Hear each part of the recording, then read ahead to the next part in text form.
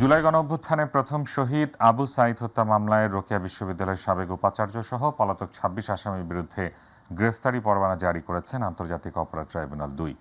মামলার ৩০ আসামির মধ্যে ৪ জন গ্রেফতার হয়েছেন। এই মামলার আনুষ্ঠানিক অভিযোগ আমলে নিয়ে ১০ জুলাই পরবর্তী শুনানির দিন ধার্য করেন ট্রাইব্যুনাল। এস এম আরিফের রিপোর্ট।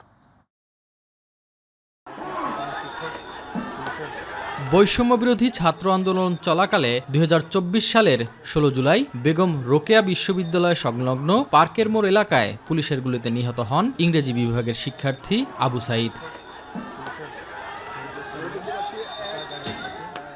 গত ২৪ জুন ৩০ জনকে আসামি করে এই হত্যা মামলার তদন্ত প্রতিবেদন চিফ প্রসিকিউটরের কার্যালয়ে জমা দেয় আন্তর্জাতিক অপরাধ ট্রাইব্যুনালের তদন্ত সংস্থা। এর মধ্যে ৪ জন গ্রেপ্তার রয়েছেন। সোমবার আন্তর্জাতিক অপরাধ ট্রাইব্যুনাল ২-এ আনুষ্ঠানিক অভিযোগ দাখিল করে প্রসিকিউশন। অভিযোগ আমলে নিয়ে সাবেক উপাচার্য হাসিবুর রশিদ সহ পলাতক ২৬ আসামির বিরুদ্ধে গ্রেপ্তারি পরোয়ানা জারি করেন বিচারপতি নজরুল ইসলাম চৌধুরীর নেতৃত্বাধীন ৩ সদস্যের ট্রাইব্যুনাল বেঞ্চ। আগামী ১০ই জুলাই পরবর্তী শুনানির জন্য দিন ধার্য করেছেন। ওই দিন যে ৪ জন আসামি গ্রেপ্তারকৃত আছে তাদেরকে গ্রেপ্তার দেখানো পূর্বক তাদেরকে উপস্থিত করানোর জন্য জেল অথরিটিকে নির্দেশ দিয়েছেন এবং বাকি যে ২৬ জন আসামি আছে তাদেরকে গ্রেপ্তার করে ওই তারিখে হাজির করার জন্য আইন শৃঙ্খলা রক্ষাকারী বাহিনীর প্রতি নির্দেশ দিয়েছেন। সেই দিন আসামিদের উপস্থিতির পরে বিচারের জন্য যে স্বাভাবিক কার্যক্রম সেটা গৃহীত হবে। যদি সকল আসামি গ্রেপ্তার করা না যায় তাহলে পলাতক আসামিদের ব্যাপারে স্টেট ডিফেন্স লয়ার নিয়োগ করার জন্য আদালত আদেশ দিতে পারেন এবং তার মাধ্যমেই আনুষ্ঠানিক বিচারের যাত্রা শুরু হয়ে যাবে। ন্যায় বিচারের মানদণ্ড রক্ষা করে দ্রুত সময়ের মধ্যে বিচার নিষ্পত্তি করার লক্ষ্যে কাজ করার কথা জানান চিফ প্রসিকিউটর। বিচারের জন্য যতটুকু সময় প্রয়োজন বিচারের সেই গতিতে আগাচ্ছে এবং এইটাকে দ্রুততম সময়ের মধ্যে নিষ্পত্তি করা এবং পাশাপাশি ন্যায় বিচারের সকল স্ট্যান্ডার্ড মেনটেন করা, এই দুটোকে মেনটেন করে আমরা চলছি। তাতে কয়দিন সময় লাগছে সেটা নিয়ে আমাদের ওয়ারিড হওয়ার কোনো কারণ নেই, কারণ বিচারকে ন্যায় বিচারের মাধ্যমে সমাপ্ত করতে হবে। সেজন্য আমি তাড়াহুড়া করে মোবাইল কোর্টের মতো মামলা বিচার শেষ করা এখানে সম্ভব নয়। যতটুকু সময়ের দরকার সেটা নেওয়া হচ্ছে এবং আদালত বাকিটা নির্ভর করবে আদালতের উপরে। এস এম আরিফ, মাই টিভি, ঢাকা। বৈষম্যবিরোধী ছাত্র জনতার গণঅভ্যুত্থানের শহীদ সাহসী শিক্ষার্থীদের স্মরণে জুলাই শহীদ স্মৃতি শিক্ষাবৃত্তি চালু করছে জাতীয় বিশ্ববিদ্যালয়। শহীদদের স্মৃতিকে সম্মান জানানো ও চিরস্মরণীয় করে রাখাই এ বৃত্তির মূল উদ্দেশ্য বলে জানিয়েছে কর্তৃপক্ষ। মঙ্গলবার আনুষ্ঠানিকভাবে এই শিক্ষাবৃত্তির উদ্বোধন করবেন প্রধান উপদেষ্টা অধ্যাপক ডক্টর মোহাম্মদ ইউনূস। রাজধানীর তেজগাঁয়ে ডক্টর মোহাম্মদ ইউনূসের কার্যালয়ের করবি হলে এই উদ্বোধন অনুষ্ঠানের আয়োজন করা হয়েছে। সেখানেই শিক্ষাবৃত্তির চেক বিতরণ করা হবে। একই সঙ্গে জাতীয়ভাবে জুলাই স্মৃতি অনুষ্ঠানমালার উদ্বোধন ঘোষণা করা হবে। বিশ্ববিদ্যালয় কর্তৃপক্ষ জানায়, সরকারের ঘোষিত জুলাই স্মৃতি অনুষ্ঠানমালা ২০২৫-এর অংশ হিসেবে জাতীয় বিশ্ববিদ্যালয়ও ১ জুলাই থেকে ৫ আগস্ট পর্যন্ত ৩৬ দিনব্যাপী বিভিন্ন কর্মসূচি হাতে নিয়েছে। এর ধারাবাহিক কর্মসূচির প্রথম উদ্যোগ হিসেবে নেওয়া হয়েছে জুলাই শহীদ স্মৃতি শিক্ষাবৃত্তি।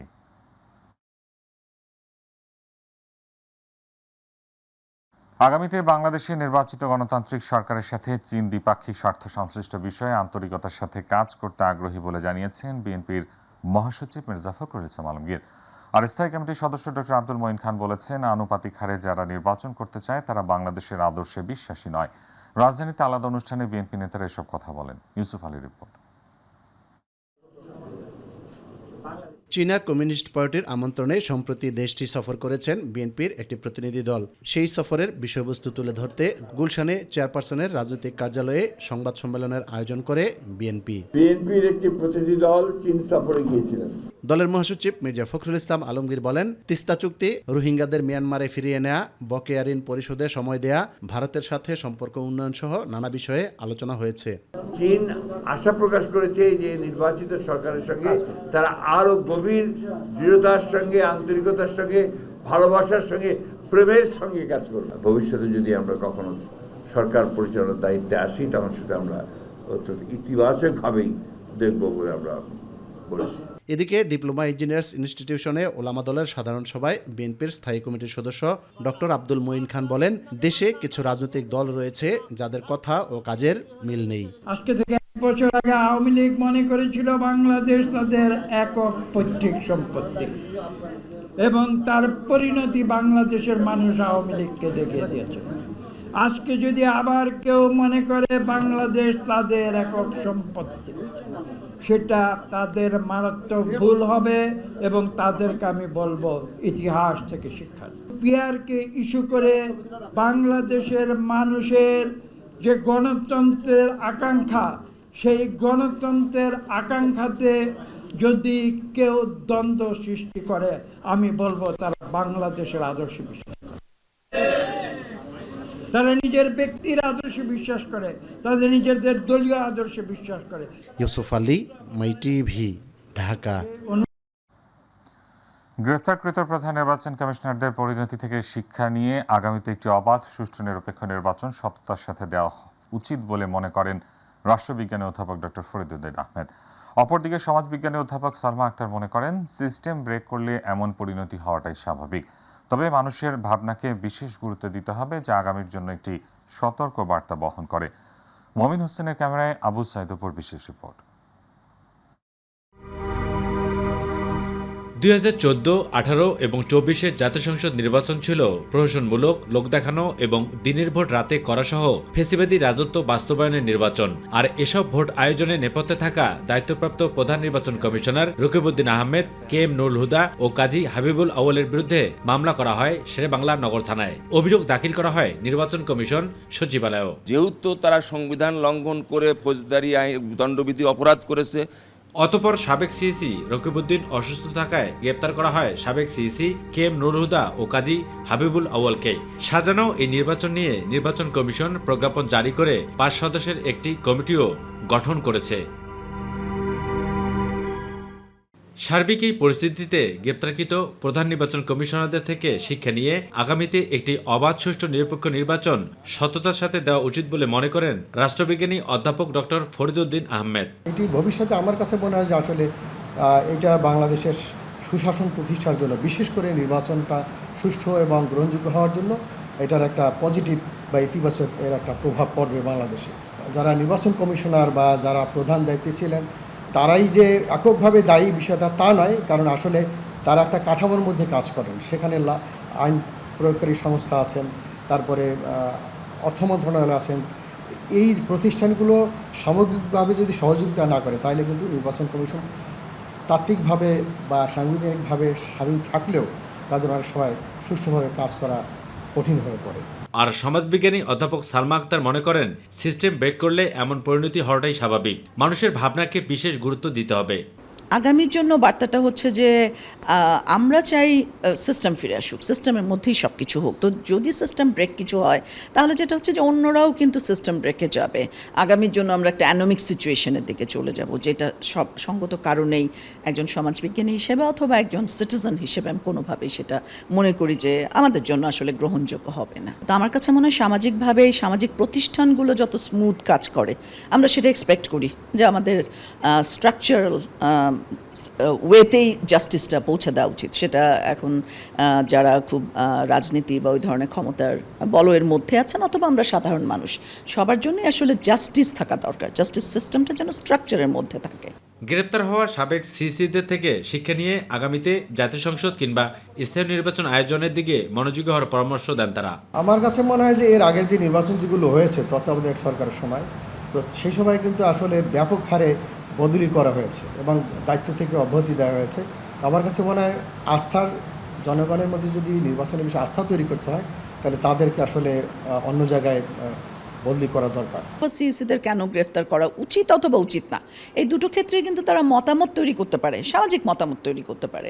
সেদিক থেকে দুটো সুবিধা, একটা হচ্ছে সামাজিক ভাবনাটা আমরা জানবো যে আসলে মানুষ কি চাচ্ছে, সেই প্রেক্ষিতে রাষ্ট্র তার নীতি নির্ধারণ, রাষ্ট্র তার কার্যক্রম সেটাকে পরিচালিত করতে পারবে। আবু সাইদ অপু, মাই টিভি, ঢাকা। কথা বলার জন্য বিমানবন্দরের উপদেষ্টা আসিফ মাহমুদ ভুলে তার সাথে পিস্তলের খালি ম্যাগাজিন নিয়ে গিয়েছিলেন বলে জানিয়েছেন স্বরাষ্ট্র উপদেষ্টা অবসরপ্রাপ্ত লেফটেন্যান্ট জেনারেল জাহাঙ্গীর আলম চৌধুরী। সচিবালয়ের কোর কমিটির বৈঠক শেষে তিনি বলেন, বিমানবন্দরের নিরাপত্তার স্বার্থে কেউ যেন বিশেষ সুবিধা না পায় সেই নির্দেশনা দেওয়া হয়েছে। জুলাই আগস্ট ঘিরে রাজনৈতিক দল ও সামাজিক অনুষ্ঠানে আইন শৃঙ্খলা সংক্রান্ত কোনো হুমকি নেই বলেও জানান স্বরাষ্ট্র উপদেষ্টা। আরও জানাচ্ছেন রাকিব হাসান। জুলাই আগস্টকে কেন্দ্র করে ঘোষিত কর্মসূচি পালনে আইনশৃঙ্খলা পরিস্থিতি কেমন হবে তা ঠিক করতেই সচিবালয়ে অনুষ্ঠিত হয় আইনশৃঙ্খলা সংক্রান্ত কোর কমিটির বৈঠক। বৈঠক শেষে স্বরাষ্ট্র উপদেষ্টা জানান, এ বিষয়ে দেশে আইনশৃঙ্খলা সংক্রান্ত কোনো হুমকি নেই। আগামী কাল থেকে শুরু হচ্ছে একটা আমাদের বড় ইভেন্ট, 1 জুলাই থেকে 5 অগাস্ট পর্যন্ত। এই ব্যাপারটাই আমাদের আলোচনা হয়েছে। কোনো ধরনের থ্রেট আলাই দিলে এখন পর্যন্ত নাই। বিমানবন্দর উপদেষ্টা আসিফ মাহমুদের ব্যাগে পিস্তলের খালি ম্যাগজিন পাওয়ার বিষয়ে তিনি জানান, এটি ভুলে রয়ে গিয়েছিল। তারই একটা লাইসেন্সকৃত হাতিয়ার পিস্তলের একটা ম্যাগজিন যে থাকে, একটা খালি ম্যাগজিনটা ওইটা ভুলে ওনার রয়ে গেছিলো। ওইটা ভুল, এটা একটা মানে জাস্ট একটা ভুল।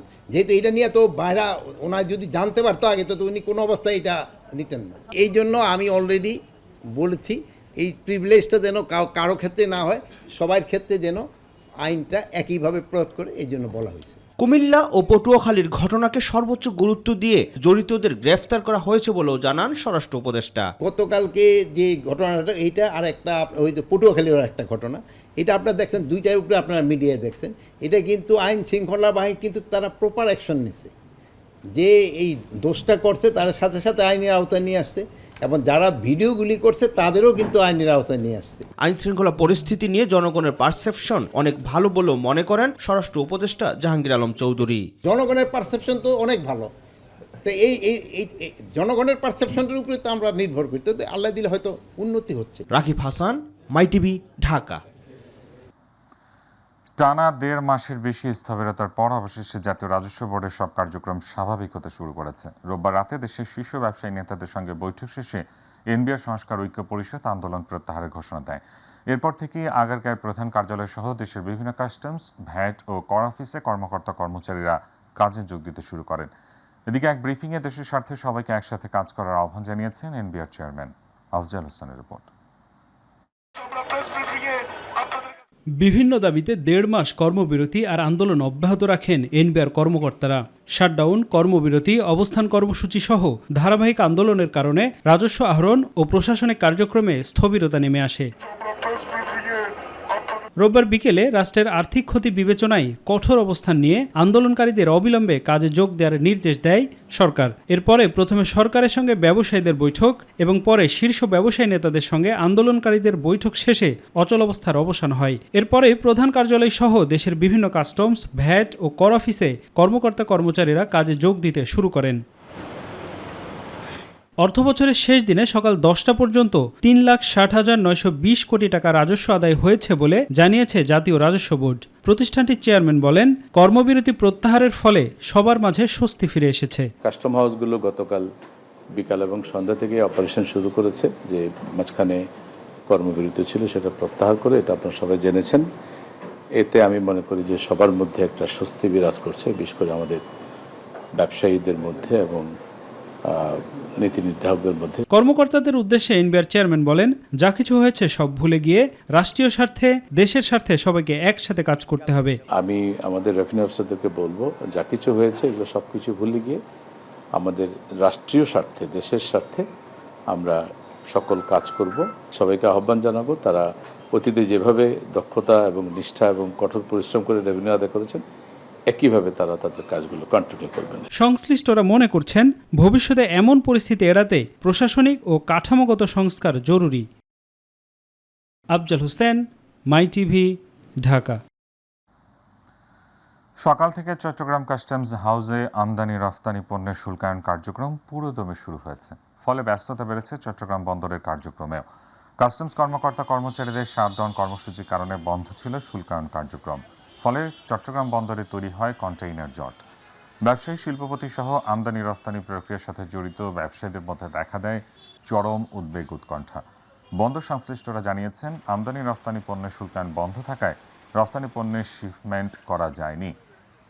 বিভিন্ন অফ ডকে এসব পণ্য শিপমেন্টের অপেক্ষা রয়েছে। শুল্কায়ন শেষে দ্রুত এসব পণ্য শিপমেন্ট করা হবে।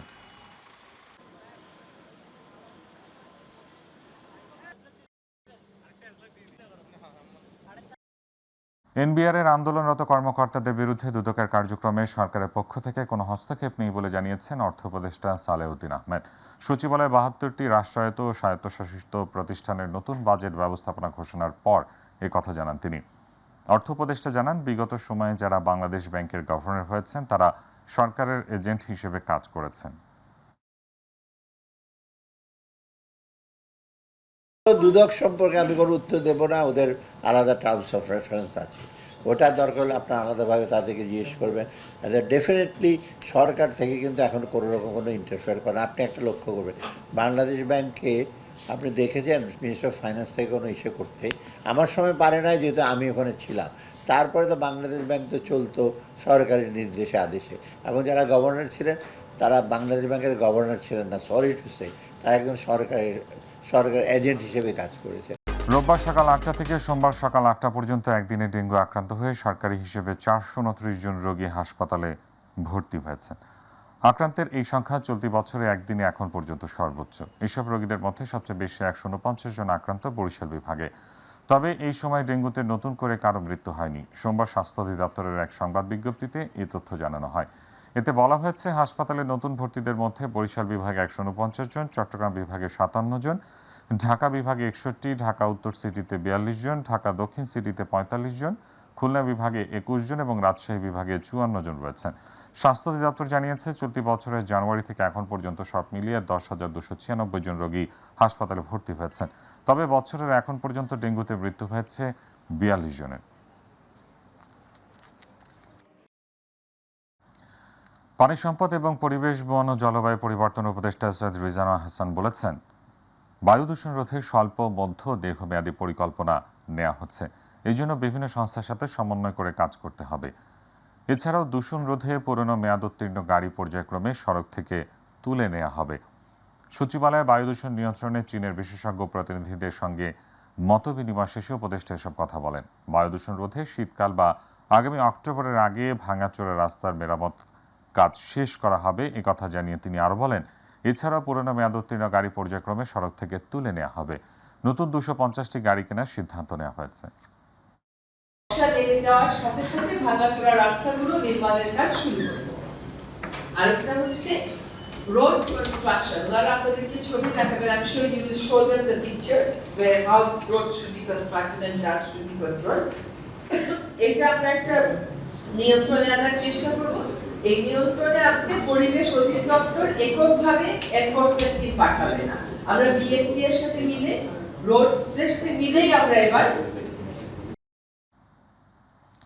দেশের জনগণ যে আশা নিয়ে আন্দোলন করেছিল, সে আশা প্রত্যাশা 1 বছরে পূরণ হয়নি বলে মন্তব্য করেছেন গণ অধিকার পরিষদের সভাপতি নুরুল হক নূর। এ সময় জুলাই মাস উপলক্ষে 11 দিনব্যাপী কর্মসূচির ঘোষণা করেন তিনি। বিকেলে গণ অধিকার পরিষদের কেন্দ্রীয় কার্যালয়ে আয়োজিত সংবাদ সম্মেলনে দেশে চলমান রাজনৈতিক পরিস্থিতি নিয়ে আলোচনায় তিনি একথা বলেন। নূর বলেন, জাতীয় ঐকমত্যের সাথে সংখ্যানুপাতিক নির্বাচনে দলে দখলবাজি, চাঁদাবাজি বন্ধ হবে। জাতীয় নির্বাচনের রোডম্যাপ জানলেও স্থানীয় সরকার নির্বাচনের রোডম্যাপ না থাকায় দুঃখ প্রকাশ করেন তিনি। সরকারের অবস্থানটা দেখেন, সরকার শুরুর দিকে বলেছিল কিন্তু যে তারা ডিসেম্বর থেকে জুনের মধ্যে এই জাতীয় নির্বাচন দেবে। সেইখান থেকে সরকার আবার রাজনৈতিক দলগুলোর সাথে আলাপ আলোচনা সাপেক্ষে তারা আবার বলেছে এপ্রিলে নির্বাচন দেবে। আবার তারা বাংলাদেশের একটি প্রধান রাজনৈতিক দল তার শীর্ষ নেতার সাথে দেশের বাইরে মিটিং করে বলেছেন ফেব্রুয়ারিতে যদি বিচার এবং সংস্কারকে এগিয়ে নেওয়া যায় নির্বাচন দিবেন। দেশের বিশ্ববিদ্যালয়গুলোতে ছাত্র সংসদ নির্বাচন বানচাল করতে একটি গোষ্ঠী নানা রকম ষড়যন্ত্র করে যাচ্ছে বলে অভিযোগ করেছেন ইসলামী ছাত্র শিবিরের কেন্দ্রীয় সভাপতি জাহিদুল ইসলাম। ছাত্র সমাজ এসব ষড়যন্ত্র মানবে না বলে হুঁশিয়ারি দিয়ে দ্রুত ছাত্র সংসদ নির্বাচনের দাবি জানান তিনি। বিকেলে ঢাকা বিশ্ববিদ্যালয়ের মধুর ক্যান্টিনে জুলাই অভ্যুত্থানের বর্ষপূর্তি উপলক্ষে মাসব্যাপী কর্মসূচি ঘোষণা ও ছাত্র সংসদ নির্বাচন নিয়ে আয়োজিত সংবাদ সম্মেলনে তিনি কথা বলেন। জাহিদুল ইসলাম বলেন, ক্যাম্পাসে সন্ত্রাসী কর্মকাণ্ড ফিরিয়ে আনতে নানা ধরনের বিশৃঙ্খলা চালাচ্ছে একটি পক্ষ। জুলাই অভ্যুত্থান নিয়ে তিনি আরও বলেন, যে কারণে এই অভ্যুত্থান হয়েছিল সে প্রত্যাশা অনুযায়ী দেশ পরিচালিত হচ্ছে না। আমরা শহীদদের স্বপ্নের আলোকে একটি ন্যায়ভিত্তিক সমাজ ব্যবস্থা প্রতিষ্ঠা, ফ্যাসিবাদের বিলোপ, দেশের স্বাধীন ও সার্বভৌমত্ব রক্ষা এবং সকল নাগরিকের জন্য নিরাপদ, মর্যাদাপূর্ণ, সম্প্রীতির বাংলাদেশ গড়ে তুলতে চাই। সবাইকে আবারও ঐক্যবদ্ধ হওয়ার আহ্বান জানাচ্ছি। জুলাইয়ের আকাঙ্ক্ষা প্রজন্ম থেকে প্রজন্ম ছড়িয়ে দিতে আমরা বদ্ধপরিকর। আগামী বাংলাদেশ হবে বৈষম্যহীন, সম্প্রীতির, সবার বাংলাদেশ। জাতীয় নাগরিক পার্টি এনসিপির আর্থিক সততা নিয়ে প্রশ্ন তুলেছে ইউনাইটেড পিপলস বাংলাদেশ। দলটির আহ্বায়ক আলী হাসান জুনায়েদ বলেন, এনসিপির অনেকের বিরুদ্ধে চাঁদাবাজি ও দুর্নীতির অভিযোগ উঠেছে, যা জুলাই অভ্যুত্থানের আকাঙ্ক্ষার সঙ্গে কোনোভাবেই যায় না। রাজধানী বিজয়নগরে আপ বাংলাদেশের অস্থায়ী কার্যালয়ের সংবাদ সম্মেলনে তিনি এসব কথা বলেন। এই সময় 1 জুলাই থেকে 36 জুলাই পর্যন্ত দেশব্যাপী গণসংযোগ কর্মসূচি পালন করার ঘোষণা দেন তিনি। বাংলাদেশের ছাত্র জনতার বুকে নির্বিচারে গুলি চালিয়ে এদেশের জনগণকে হত্যা করে খুনি হাসিনা ভারতে পালিয়ে যাওয়ার মধ্য দিয়ে বাংলাদেশের মানুষ আওয়ামী ফ্যাসিবাদী শাসন থেকে মুক্তি পেলেও ছাত্র জনতার চূড়ান্ত মুক্তি আজও অর্জিত হয়নি। 1 জুলাই থেকে 36 জুলাই পর্যন্ত দেশব্যাপী গণসংযোগ চলবে। জুলাইয়ের গণ অভ্যুত্থানের যারা নেতৃত্বে ছিলেন তাদের ব্যাপারে মানুষ কি দেখতে চান? তাদেরকে মানুষ নেতৃত্বে দেখতে চান, যেমন এমনকি তাদের সাথে সততার ব্যাপারটাও দেখতে চান। আমি মনে করি যে সততার প্রশ্ন ডিল করতে ব্যর্থ হয়েছে। দেশের জনপ্রিয় স্যাটেলাইট টেলিভিশন মাই টিভির প্রতিবেদনের পর অবশেষে বিদ্যালয় পাচ্ছে ফরিদপুরের শলিথা গ্রাম। শিক্ষা থেকে বঞ্চিত একটি প্রজন্মের মুখে এমন আশার আলো। গ্রাম জুড়ে বইছে আনন্দের জোয়ার। প্রতিনিধি শফিকুল ইসলাম জনের রিপোর্ট। অবশেষে আশার আলো জ্বলল বিদ্যালয়হীন শলিথা গ্রামে। মাই টিভির অনুসন্ধানী প্রতিবেদন প্রচারের পর গ্রামটিতে একটি সরকারি প্রাথমিক বিদ্যালয় স্থাপনের আশ্বাস দিয়েছে প্রশাসন। গেল 25 জুন স্কুলে হেঁটে যেতে হয় 30 মিনিটের পথ। এই শিরোনামে মাই টিভির বিশেষ প্রতিবেদনটি দেশের বিভিন্ন স্তরে নাড়া দেয়। প্রতিবেদন উঠে আসে ফরিদপুরের নগরকান্দার শলিথা গ্রামের শিশুরা কিভাবে শিক্ষা থেকে বঞ্চিত হচ্ছে। প্রতিবেদন প্রচারের পরপরই নড়েচড়ে বসে প্রশাসন। রোববার সকালে উপজেলার নির্বাহী কর্মকর্তা ও উপজেলা প্রাথমিক শিক্ষা কর্মকর্তা সরেজমিনে গ্রামটি পরিদর্শন করেন। পরিদর্শনকালে গ্রামে একটি সরকারি প্রাথমিক বিদ্যালয় স্থাপনের আশ্বাস দেওয়া হয়। আমরা এই এলাকাবাসীর সাথে কথা বলেছি, ছোট ছোট বাচ্চাদের সাথে কথা বলেছি। আসলে মনে হয়েছে এই এলাকায়, এই শলিথা গ্রামে একটা প্রাইমারি স্কুল দরকার। আর এইটা দরকার, এই প্রয়োজনীয়তা পূরণ করার জন্য আমার থেকে আমার সক্ষমতা অনুযায়ী যা যা করার দরকার আমি সম্পূর্ণটাই করব। দীর্ঘদিনের অপেক্ষা যেন আজ শেষের পথে। নতুন বিদ্যালয় স্থাপনের আশ্বাসে খুশি গ্রামবাসী। খবর শুনেই ছুটে আসে শিশু ও অভিভাবকরা। জানান মাই টিভির প্রতি কৃতজ্ঞতা। মাই টিভি চ্যানেল আমাদের দেখাইছে, তাই জন্য আমরা একটি স্কুল পাচ্ছি। আমাদের গ্রামে স্কুল ছিল না, টিভিতে নিউজ করার পর আমাদের গ্রামে স্কুল হবে। গ্রামে স্কুল হবে, আমরা অনেক খুশি। নগরকান্দা ইউনো মহোদয় এবং শিক্ষা অফিসার দুজনই পরিদর্শন করে গেছেন, ধন্যবাদ মাই টিভিকে। এবং তারা আশ্বস্ত করে গেছেন এই নিউজের ভিত্তিতে যে আমাদের দিক থেকে যতদূর সম্ভব আমরা এটা সর্বোচ্চ চেষ্টা করব। মাই টিভি চ্যানেলে নিউজ করার জন্য তো টিওনো স্যার, শিক্ষা অফিসার স্যার আসার পরে আশ্বস্ত করে গেছে আমাদের শলিথা গ্রামে একটা স্কুল হবে। মাই টিভিতে ধন্যবাদ, তাদের কারণে আমাদের স্কুল হইতেছে। একটি প্রতিবেদনের ফলে বদলে যেতে পারে একটি গ্রামের ভবিষ্যৎ। বিদ্যালয়হীন শলিথায় শিক্ষা প্রতিষ্ঠার উদ্যোগ সেই আশার বার্তাই দেয়। এখন শুধু প্রয়োজন দ্রুত বাস্তবায়ন। শফিকুল ইসলাম জনি, মাই টিভি, ফরিদপুর।